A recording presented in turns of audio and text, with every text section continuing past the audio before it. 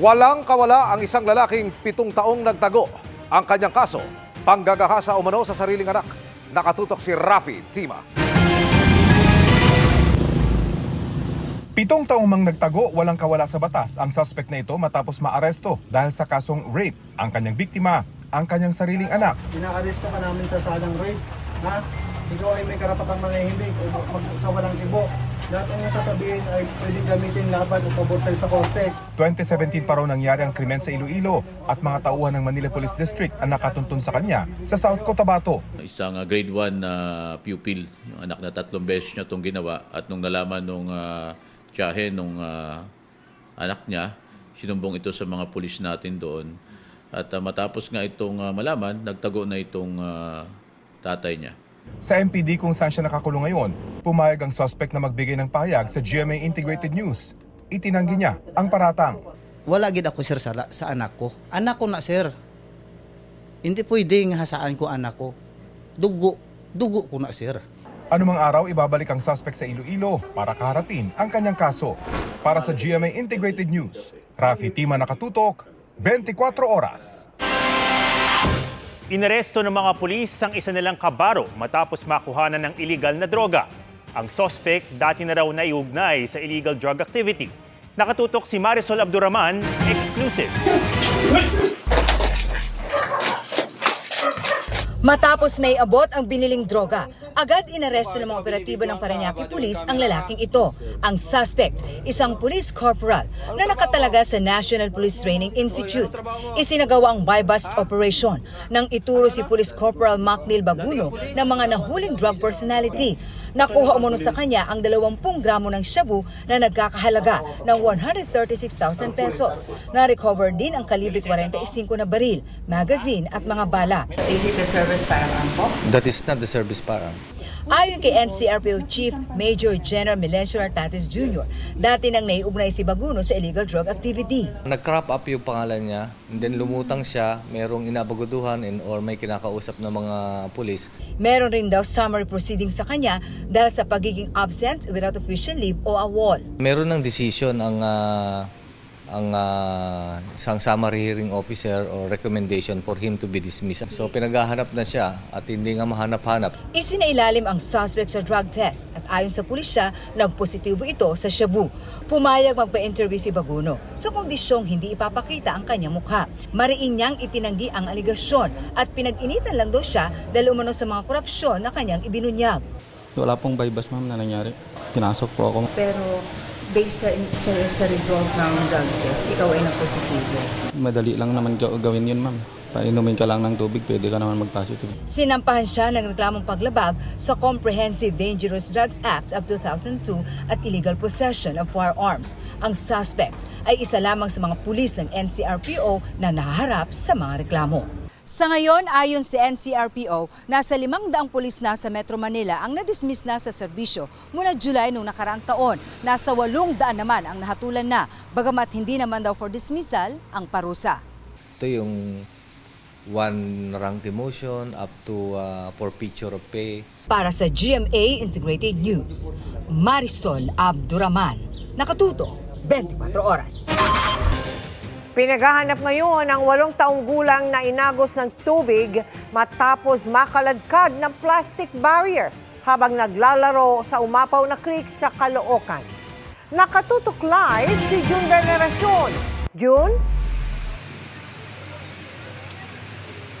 Mel, patuloy na nagsasagawa ng search and rescue operations ang Caloocan City kasunod nga ng pagkahulog ng isang bata sa creek dito sa North Caloocan. Nangyari ang insidente sa kalagitnaan ng malakas na ulan kaninang hapon. Habang bumubuhos ang ulan, may mga batang naglalaro sa may umapaw na creek. Nang biglang, ayan na po, patulak na yan. Ayan na. Nandun na siya. Sakay siya. isang bata ang nakaladkad ng plastic barrier na inagos ng tubig. Nangyari ang insidente kaninang hapon sa barangay 176 North Caloocan. Hanggang ngayon ay hinahanap pa rin ng mga rescuer ang nawawala na kinilalang si Jacob Anderson Manrique, 8 taong gulang. Kwento ng mga kalaro, may kaharutan si Jacob na biglang tinulak umano ang plastic barrier papunta sa umaapaw na creek. Ito po yung barrier. Tinulak po nilawasan dito siya. Tapos natangay po sa eko. Nakita ko po nakakabit, tapos bigla pong bumita. Sabi ng nanay ng nawawalang bata, nagpaalam lang daw ito na maliligo sa ulan. Napakabait po ng anak ko na yun, sir. Sobrang hirap po, sir. Hindi mo alam kung anong iisipin mo kung nasaan na ba siya. Nagugutom nila, lamig. Sabi ng mga residente, madalas daw talagang may mga batang naglalaro sa creek tuwing malakas ang ulan. Kasi nung una po, may nahulog na rin dyan.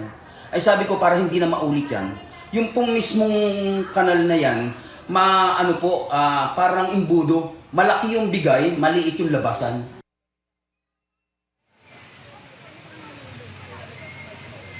Mabigat ang misyon na nakaatang sa mga rescuer, Mel, dahil ang creek na ito ay tagos hanggang probinsya ng Caloocan. Kaya dito may mai-imagine mo kung gaano kalawak yung lugar na kailangan nilang halugugin. Nakikiusap at umaapila ang pamilya na nawawalang bata na wag daw sanang tigilan ang paghahanap sa kanya. Mel. Maraming salamat sa iyo, June Veneracion.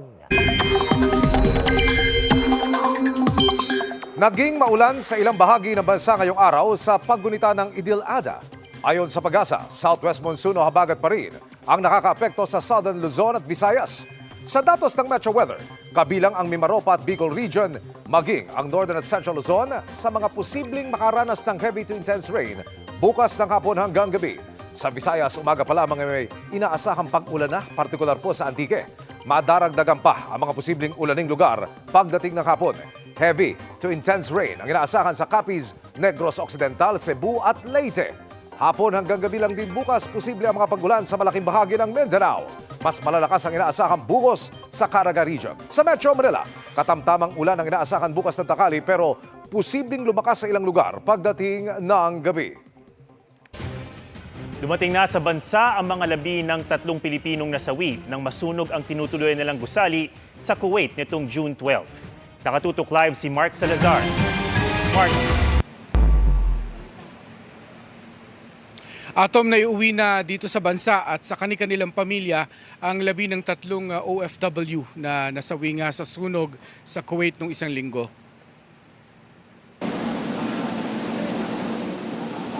Sa cargo center ng NAIA, sinundo ng mga kaanak ang labi ng 3 nasawing OFW sa sunog sa Kuwait. Kabilang sa 50 namatay sa sunog sina Jesus Lopez, Edwin Petilla at Jeffrey Katubay. Kanina hapon, dumating na sa bansa ang kanilang mga labi na sinalubong ng mga kaanak. Ang asawa ng isa sa mga namatay na OFW naka-wheelchair nang lumabas sa cargo area dahil napagod sa kakaiyak. Sa cargo area ng NAIA, kinausap ng mga opisyal ng DMW at OWA ang mga naulila nila.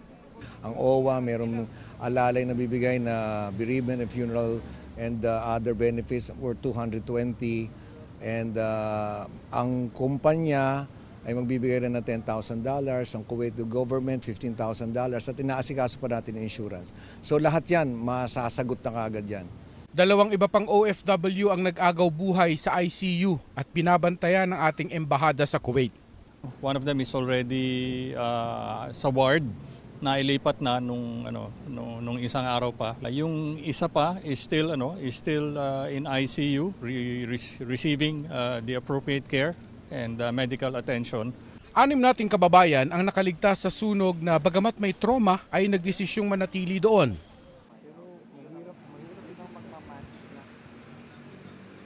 Ang OWA ang mag-aasikaso ng lahat ng benepisyo na kailangan matanggap at dapat matanggap ng pamilya ng mga biktima ng sunog, habang ang DMW naman ang tututok sa ongoing investigation ngayon sa Kuwait tungkol doon sa nangyaring sunog sakali mang merong danyos na hahabulin ng mga biktima. Atom? Maraming salamat, Mark Salazar.